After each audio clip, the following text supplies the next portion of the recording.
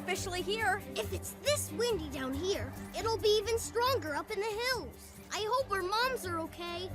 Please get off the roads and indoors as soon as possible.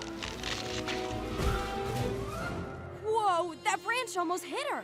I'm really good at spotting falling branches. Maybe we should go up there and look out for them while the Firebuds fix Mom's tire. What do you say, June?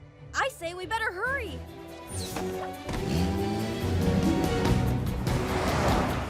There's the billboard. We're close.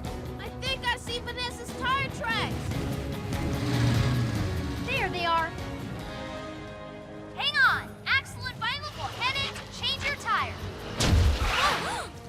Wait, it's not safe with all those branches falling everywhere. And that tree isn't looking too sturdy either. I might be able to hold the tree up with my J-hook. There. Now the cable will keep the tree from falling. Nice work, Jaden. We're coming, Mom. June, Vance, what are you doing up here? It's too dangerous.